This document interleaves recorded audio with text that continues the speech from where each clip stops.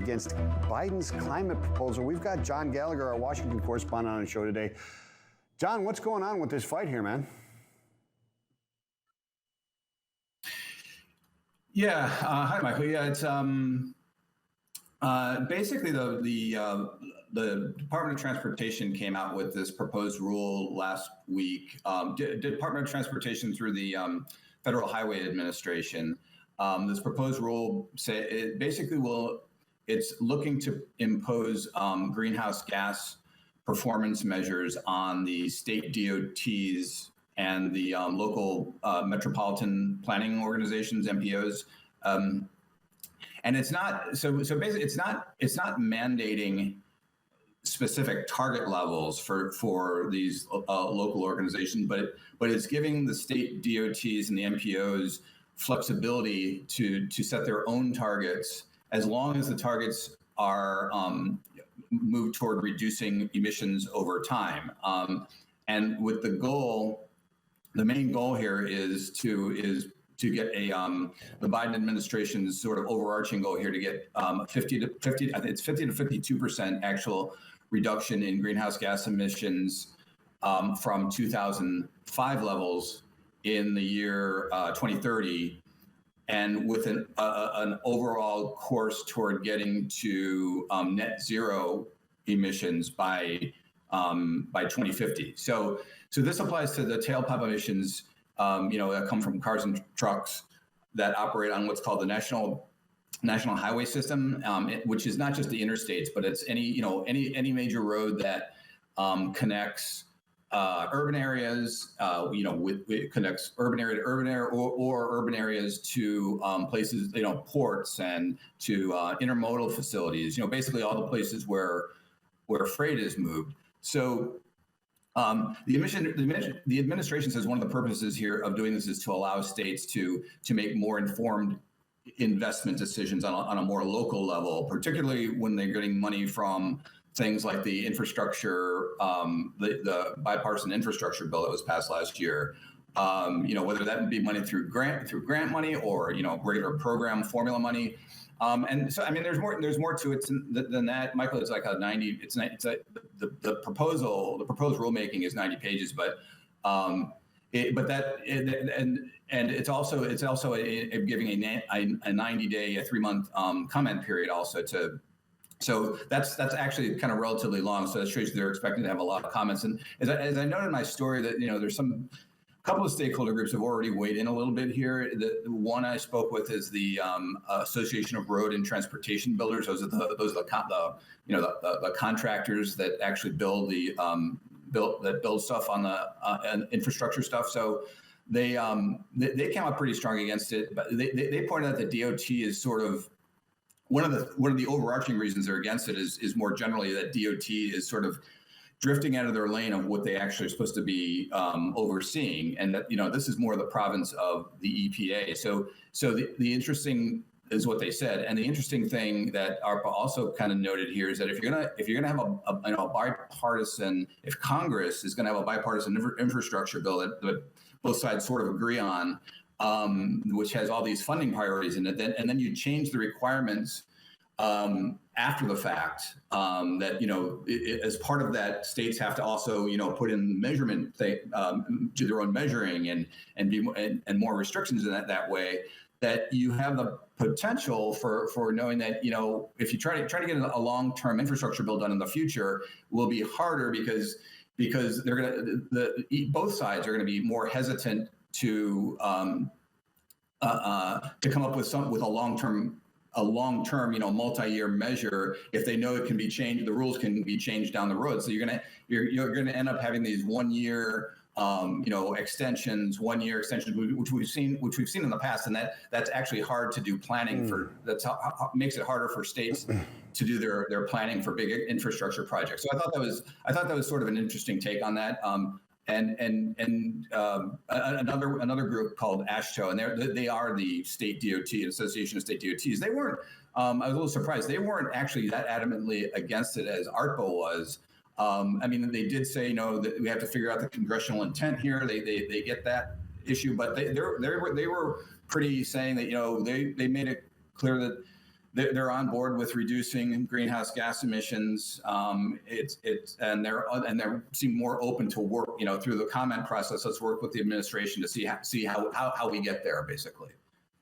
So, John, the interesting thing and the first thing that really comes to mind for this is that when you're talking about putting these funds to use for infrastructure projects, either at the state or the metropolitan level, the first thing you've got to talk about is that they take so long to do because there's already a ton of governmental red tape in the way, right? When it comes to applying for this grant money, how you can use it, who you have to contract with, government-approved contractors, et cetera, that by the time that most of these projects get started and funded, you're talking 2, 3, 4 years from inception.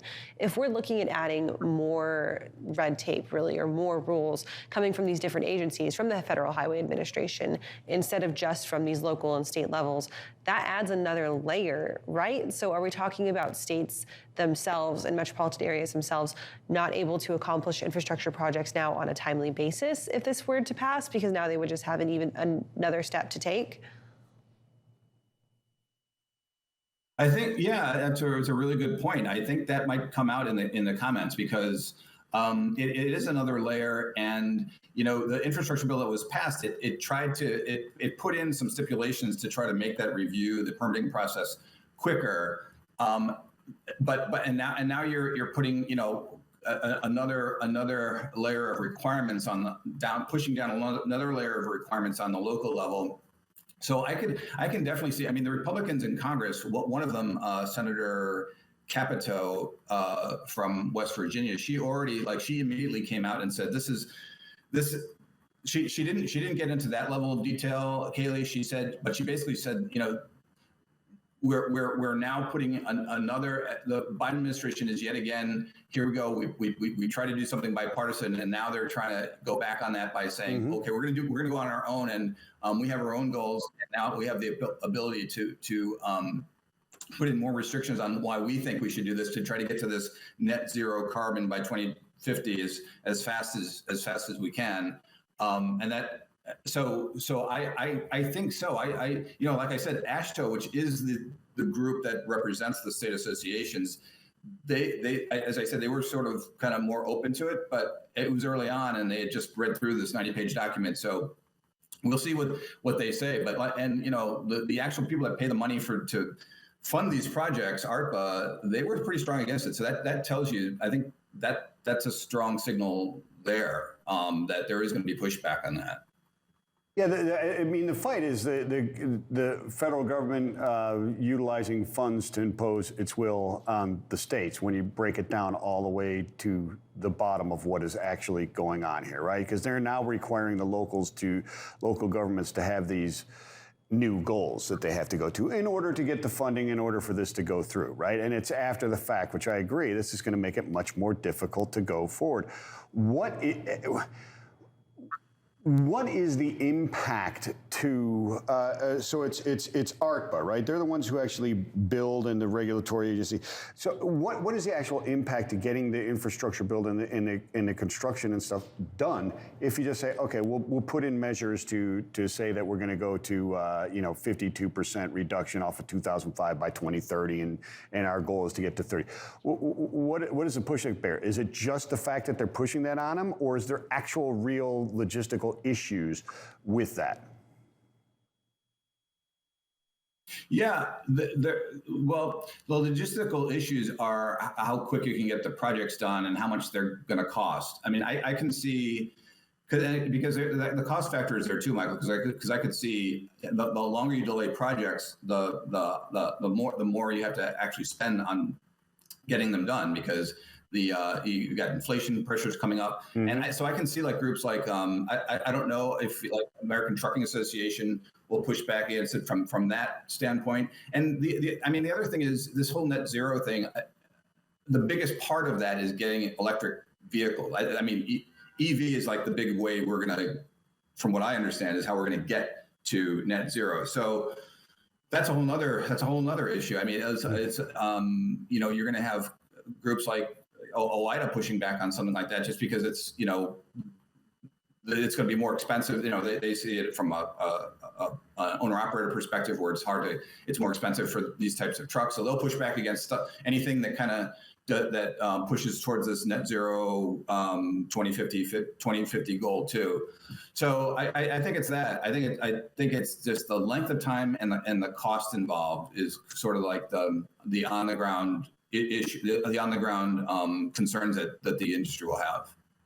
John, you mentioned that this rulemaking will undergo a public comment period, and then what does the process look like after that comment period about whether it passes or fails, and when could we expect to see it implemented?